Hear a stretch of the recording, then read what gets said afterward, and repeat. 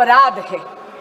और इसीलिए मैं यहां कहना चाहूंगी और इस सदन को आश्वासन देना चाहूंगी कि आदरणीय प्रधानमंत्री श्री नरेंद्र मोदी जी के लिए पेपर लीक को घोर पाप कहना केवल एक बयान नहीं है, ये उनकी सरकार की नीयत है। इसीलिए ये अमेंडमेंट आज यहां पर लाया गया। Speaker sir, a law is a living instrument. It needs to evolve with the challenges that it faces. And in a democracy as complex as ours, in a democracy as large as ours, an examination is definitely the truest, most meritocratic ritual. Because this is one ritual where under the same clock, the son of a laborer and the daughter of a CEO sit down, answer the same set of questions and get judged by the same yardstick. When such a ritual, such an examination is compromised, what gets diluted is a very holy covenant. A covenant that binds the most striving children of India. A quiet promise that in India, effort and merit alone shall prevail. अध्यक्ष जी, आज परीक्षा mafia संगठित हो गया है, cross state criminal network बन गया है। और ये बिल, ये जो संशोधन आज लाया गया है, ये ज्यूरिसडिक्शन की उलझन को सुलझाता है, उसको समाप्त ही कर देता है। क्योंकि इस बिल में ये प्रावधान है कि केंद्र सरकार एक स्पेशल टास्क फोर्स का गठन कर सकती है इन्वेस्टिगेशन के लिए। और एक बार जांच शुरू हुई तो घड़ी की गिनती चलने चलती है न्याय के पक्ष में। क्यों? क्योंकि ये बिल ये प्रावधान भी देता है कि हर स्टेट और हर यूनियन टेरिटरी में एक स्पेशल फास्ट ट्रैक कोर्ट का गठन हो। यही नहीं, इन्वेस्टिगेशन एजेंसीज को ये बिल ये कहता है कि आपको मात्र 2 महीने के अंदर अंदर पूरी की पूरी प्रक्रिया समाप्त करनी है। और स्टाफ जो फास्ट ट्रैक कोर्ट है, उसको पूरा का पूरा ट्रायल 3 महीने के भीतर भीतर खत्म कर कर अपना फैसला देना है। डे टू डे ट्रायल के साथ साथ ये भी प्रावधान इस संशोधन में दिया गया है कि स्पेशल पब्लिक प्रोसिक्यूटर्स अपॉइंट करे जाएंगे। उनका एकमात्र काम होगा केवल और केवल इस प्रकार के मुकदमों की पैरवी करना, और किसी भी प्रकार की अननेसेसरी एडजर्नमेंट कोर्ट नहीं देगा। अगर किसी भी प्रकार की एडजर्नमेंट कोई भी पक्ष अगर लेगा तो उसके रीजंस जज राइटिंग में नोट कर कर देगा। और अगर किसी मुजरिम को ये लगता है कि अरे अपील कर कर वहां पर अपील का टाइम लंबा खींच लूंगा, तो अध्यक्ष जी, मैं ये कहना चाहूंगी कि उसका भी ये उम्मीद पूरी तरह समाप्त करता ही ये संशोधन। क्योंकि ये संशोधन ये कहता है कि appeal directly division bench of high court को जाएगी, यानी कि जहां पर 2 जजेस न्यायपीठ पर बैठे हुए हैं, और अपील भी मात्र 3 महीने के अंदर अंदर समाप्त कर कर उसका फैसला सुनाया जाएगा। अध्यक्ष जी, मैं स्वयं एक वकील हूं। हमें हमेशा एक लीगल मैक्सिम सिखाया गया, justice delayed is justice denied. ये यही आत्मा बन गया है इस संशोधन का, और इसके लिए मैं आदरणीय प्रधानमंत्री श्री नरेंद्र मोदी और एनडीए की सरकार को बधाई देती हूं। स्पीड के साथ साथ ये संशोधन सजा को भी और कठोर करता है। आप ये देखिए कि अगर साधारण अपराधी है तो उसको 10 लाख नहीं 50 लाख का जुर्माना देना पड़ेगा अब, और उसकी सजा भी 3 से 5 वर्ष की बजाय 5 से 10 साल तक बढ़ा दी गई है। अगर कोई सर्विस प्रोवाइडर इसमें जुर्म करता है तो उसका जुर्माना बढ़ाकर 5 करोड़ रुपए कर दिया गया है, और 8 साल के लिए उसको डीबार कर दिया जाएगा। और यही नहीं, अगर कोई क्रिमिनल ऑर्गेनाइजेशन इसमें है, कोई संगठित अपराध इसमें अगर पाया जाता है, तो मिनिमम फाइन 10 करोड़ रुपए कर दिया गया है, और जेल का टर्म 7 से 10 वर्ष कर दिया गया है। And therefore, Speaker Sir, this amendment protects merit, it preserves fairness and safeguards the dreams of India's youth. It provides for expeditious investigation. It provides for time-bound trial procedures while reinforcing institutional accountability across the entire examination ecosystem. This amendment is the product of a responsive governance by a responsible Modi government. But Speaker, sir, this reform is not in isolation. अध्यक्ष जी, प्रधानमंत्री श्री नरेंद्र मोदी जी तो वो नेता हैं जो youth lead development का मूल मंत्र देते हैं विकसित भारत के संकल्प को सिद्ध करने के लिए। और इसीलिए परीक्षा में चर्चा कर कर उन्होंने अपने व्यक्तिगत समय का निवेश करा है इस देश के युवाओं में। उन्होंने तो ये सुनिश्चित करा है कि हमारे देश का बच्चा एग्जाम वॉरियर से एग्जाम वॉरियर बन जाए। पिछले 12 वर्षों में शिक्षा के क्षेत्र में मोदी सरकार के अथक प्रयासों से रिफॉर्म एक्सप्रेस चल रही है। आप देखिए 12 सालों में अध्यक्ष जी, medical colleges and medical seats have doubled, दुगनी हो गई है उनकी संख्या। यही नहीं, आईआईटीज अब 16 के बजाय बढ़कर 23 हो गई हैं। आईआईएम्स 13 से बढ़कर 21 हो गई हैं। Functioning AIIMS, all India institute of medical sciences अब 7 नहीं, मोदी सरकार के कार्यकाल में 7 से बढ़कर 20 हो गई हैं।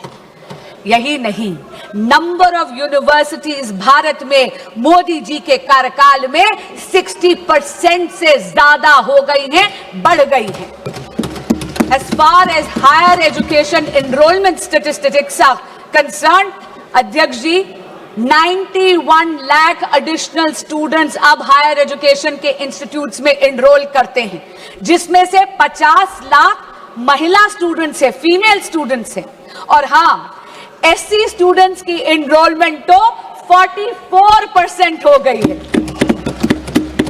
एसटी स्टूडेंट्स की संख्या बढ़कर 65% हो गई है। अध्यक्ष जी, ये विस्तार केवल अफसरों का विस्तार नहीं है, ये सामाजिक न्याय का विस्तार है। लेकिन मोदी सरकार ने रिफॉर्म्स को केवल इंस्टीट्यूशंस तक सीमित नहीं रखा, डिजिटाइज कर यह सुनिश्चित कर दिया कि दीक्षा के माध्यम से एजुकेशन हर बच्चे के मोबाइल फोन तक पहुंच जाए। ईट पाठशाला के माध्यम से पूरी की पूरी लाइब्रेरी अब बच्चों की हथेली में है। CUET जैसा एडमिशन प्रोसेस के लिए एग्जामिनेशन लाकर एडमिशन प्रोसेस को और ज्यादा पारदर्शी यानी ट्रांसपेरेंट बना दिया। और NEP 2020 में भारत की एजुकेशन सिस्टम को रिजिड स्ट्रीम से मुक्त कर दिया गया है। यदि कोई स्टूडेंट बायोलॉजी के साथ साथ म्यूजिक पढ़ना चाहता है तो उसको अब अपनी प्रतिभा में किसी एक सब्जेक्ट का चयन करने की जरूरत नहीं है, क्योंकि नरेंद्र मोदी जी ने यह सुनिश्चित कर दिया है कि प्रतिभा ना परिस्थितियों की अधीन होनी चाहिए और ना ही एजुकेशन स्ट्रीम्स की मोहताज।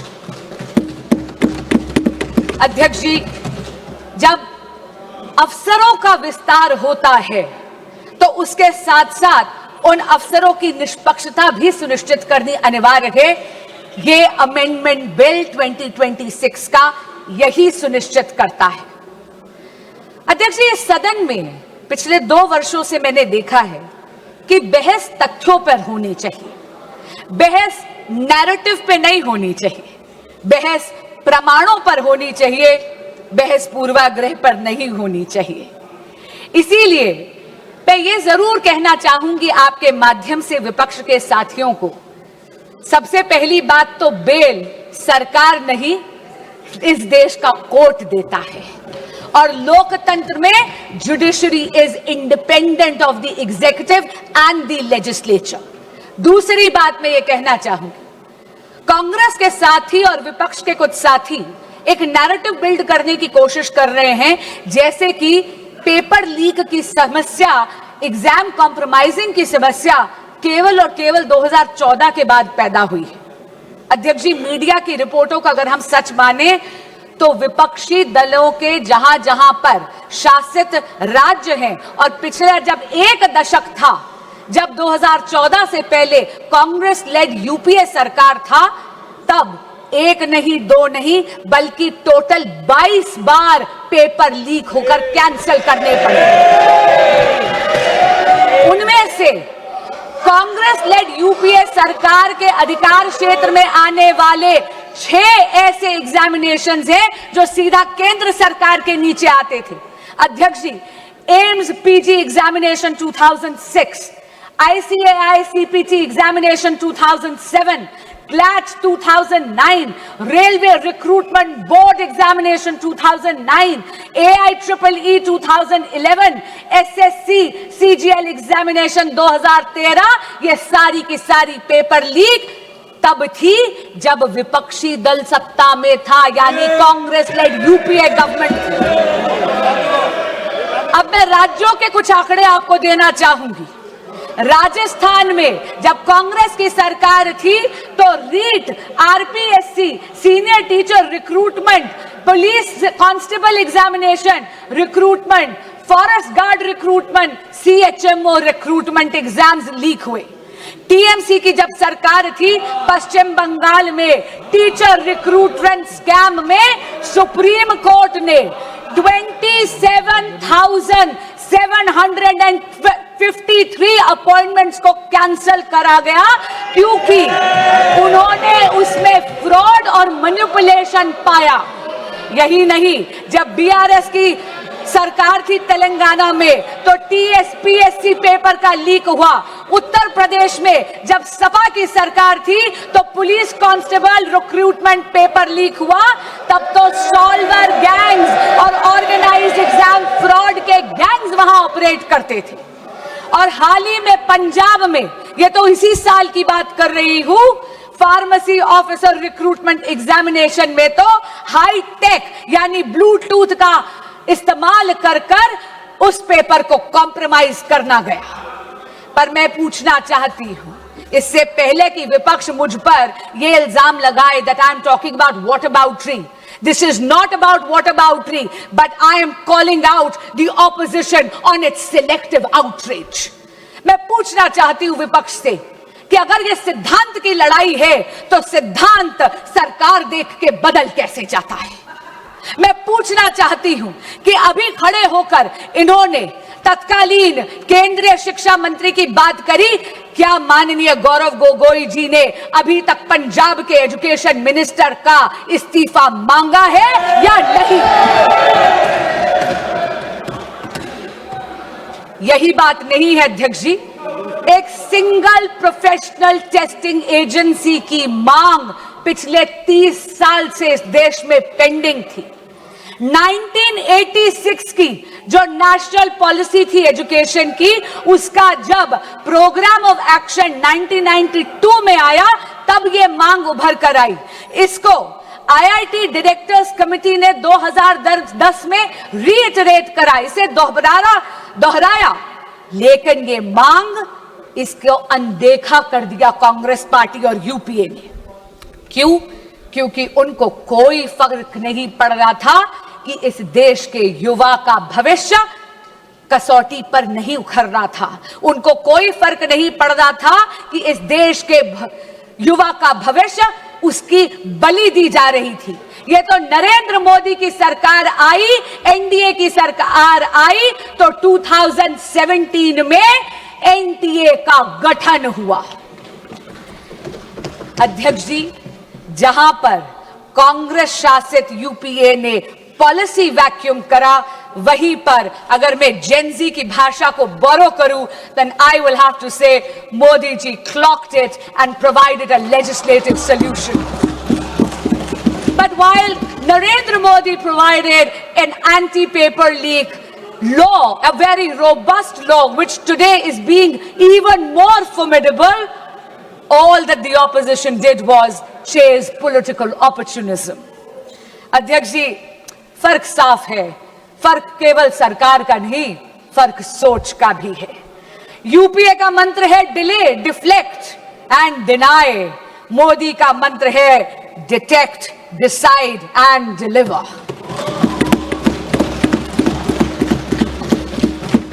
इनका ये रवैया देख के अध्यक्ष जी कवि दुष्यंत की दो पंक्तियां मुझे याद आती हैं। तुम्हारे पैरों के नीचे कोई जमीन नहीं है, तुम्हारे पैरों के नीचे कोई जमीन नहीं है, कमाल है कि फिर भी तुम्हें यकीन नहीं है। अध्यक्ष जी, अपनी वाणी को विराम देने से पहले मैं ये जरूर कहना चाहूंगी कि बात राजनीति की नहीं है, बात इस देश के युवाओं की है और इस देश के युवाओं का भविष्य किसी भी राजनीतिक विचारधारा या दल की डिफरेंसेस से ऊपर है। और इसीलिए मैं यहां से इस सदन के पटल से हर प्रकार के एग्जामिनेशन माफिया को चेताना चाहूंगी कि आप इस सदन के संकल्प से बड़े नहीं हैं। और आज आपके माध्यम से अपील करना चाहूंगी विपक्ष के साथियों से और सदन के एक एक सदस्य से कि सर्वसम्मति से आज इस संशोधन को पारित करिए। अब ना कोई पेपर बिकेगा, ना किसी का सपना झुकेगा। जो युवाओं के भविष्य को लूटेगा वो सलाखों के पीछे रहेगा। जय जगन्नाथ। बहुत बहुत धन्यवाद।